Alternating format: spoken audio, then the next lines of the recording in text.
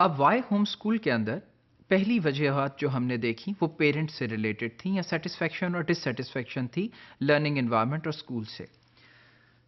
दूसरी एक इम्पॉर्टेंट जो वजह है वो स्पेशल नीड्स हैं बच्चों की, यानी चिल्ड्रन की जो खसूसी नीड्स हैं या खसूसी ज़रूरियात हैं, उनके तहत होम स्कूलिंग की बुनियाद किस तरह से रखी गई और किस तरह उसकी डेवलपमेंट पे असरअंदाज हुई। A child with special needs में thrive in a home school environment, एक ऐसा बच्चा जिसकी कोई खसूसी नीड्स हैं वो बहुत तेज़ी से ग्रो कर सकता है और डेवलप कर सकता है एजुकेशन के अंदर एक होम स्कूल एनवायरनमेंट में। वो खसूसी नीड्स कुछ ऐसी भी हो सकती हैं जहाँ वो बाकी बच्चों से किसी हद तक कमज़ोर हो, और ऐसी स्पेशल नीड्स भी हो सकती है जहाँ वो बाकी बच्चों से कुछ बेहतर हो या उनसे कुछ ज़्यादा डेवलप्ड हो। अब अगर हम देखें तो बच्चों की एज के मुताबिक एक फॉर्मल स्कूलिंग के अंदर एक करिकुलम को फॉलो किया जाता है और एक क्लास का एनवायरनमेंट होता है जिसमें अमूमन उम्र के हिस्सों के मुताबिक बच्चों को रखा जाता है। यानी ये पहली जमात है और ये दूसरी जमात है और ये तीसरी जमात है, और इन तमाम जमातों में उस तरह के बच्चों को रखा जाएगा जिनका एज जो है वो किसी तरह भी कोरिलेट करती हो उन एज ग्रुप्स के साथ जो उसमें रखे जाते हैं। लेकिन यहाँ ये बात काबिल गौर होगी कि वहाँ पे उनकी स्पेशल नीड्स को अटेंड नहीं किया जा सकता। यानी एक बच्चा जिसकी उम्र 5 साल है और वो एक जमात में है जहाँ दूसरे बच्चे भी 5 साल के हैं और वो उनसे कुछ कमज़ोर है, तो ये बहुत मुश्किल है कि उसकी उन स्पेशल नीड्स को किसी तरह भी देखा जाए, बजाय इसके कि पूरी क्लास को आगे लेकर के चला जाए। सो स्पेशल नीड्स के जो बच्चे हैं वो बहुत तेज़ी से ग्रो कर सकते हैं होम स्कूलिंग के अंदर।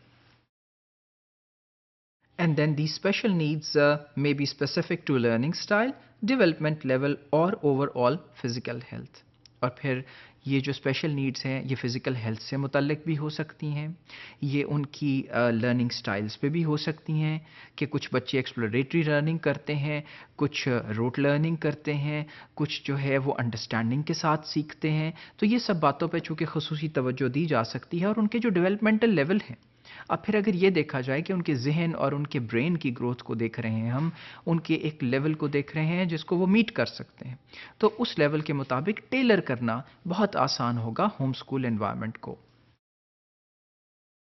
Next, these children may require more or specialized attention, instruction and interaction from a teacher within a conventional classroom. और जिस तरह के एक कन्वेंशनल क्लासरूम के अंदर ये बच्चे बहुत ज़्यादा डिमांडिंग हैं और डिमांड करते हैं special attention, special instruction teacher से, तो यकीनन इसका हसूल भी मुमकिन नहीं है, जबकि होम स्कूल के अंदर इनकी नीड्स को सामने रखते हुए इनको खसूसी तवज्जो दी जा सकती है।